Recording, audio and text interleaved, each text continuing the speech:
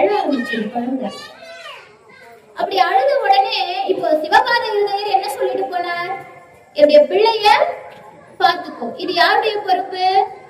தோணியப்பருடைய பொறுப்பு. நம்மள எத்தனை பேருக்கு நம்முடைய குழந்தையை சிவபெருமானுடைய பாதத்தின் அடியில விட முடியும்? இன்னைக்கு ஒரு குழந்தை நெத்தியில திருநீர் வச்சா, ருத்ராட்சம் போட்டா, திருமுறை பாடினா என்ன உன் உள்ள சன்னியாசம் போய போறேன்னா, எதுக்கு திருநீர் பூசுற, எதுக்கு ருத்ராட்சம் போடுறேன்னு கேக்குறோமே. எத்தனை பேர் மனசுல இது இன்னமும் இருக்கு இல்லையா? இருக்கு இல்ல?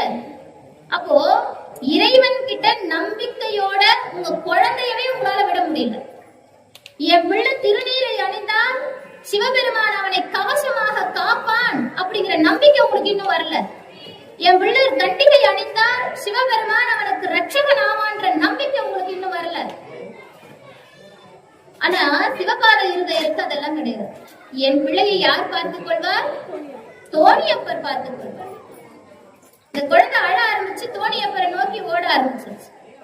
அந்த பிஞ்சு பாதம் தோணியப்பரை நெருங்கி சென்றது. சுவாமி பார்த்தார், குழந்தை அழுதான், பசிக்கும், அந்த குழந்தைக்கு பால் கொடுக்கும். உமையம்மையை அழைத்தார், குழந்தைக்கு பால் கொடுக்க சொன்னார். உமையம்மை தம்முடைய தாய்ப்பாலை ஞானசம்பந்தருக்கு கொடுத்தார். உமையம்மை தாய்ப்பாலை முருகப்பெருமானுக்கு கொடுத்தார். அடுத்து ஞானசம்பந்தருக்கு கொடுத்தார். இந்த தாய்ப்பால ஞானசம்பந்தருக்கு எப்படி கொடுக்கிறா அம்மா அப்படின்னா, பொற்கிண்ணத்துல கொடுக்கிறார். பொற்கிண்ணத்துல கொடுக்கிறார்.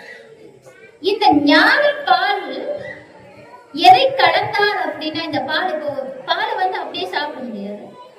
3 வயசு குழந்தை, அந்த குழந்தைக்கு இந்த பால்ல சுவை ஊட்டுவதற்காக உமையம்மை என்ன செய்தாலாம்? தமிழையும் சைவத்தையும் பாலில் கலந்து குழந்தைக்கு கொடுத்தார். தமிழையும் சைவத்தையும் பாலிலே கலந்து குழந்தைக்கு கொடுத்தாராம். ஞானசம்பந்தர் தன்னை தானே தமிழாகரன் என்று சூட்டிக் கொள்கிறார். ஞானசம்பந்தர் தம்மை தமிழாகரன் என்றார். அந்த குழந்தைக்கு அந்த பாலை கொடுத்தார். அந்த குழந்தை அந்த பாலை அம்மையே ஊட்டி விடுறார். பால் நினைத்து ஊட்டும் தாயினும் சால சிறந்து மணிவாசக பெருமான் பாடுவார்.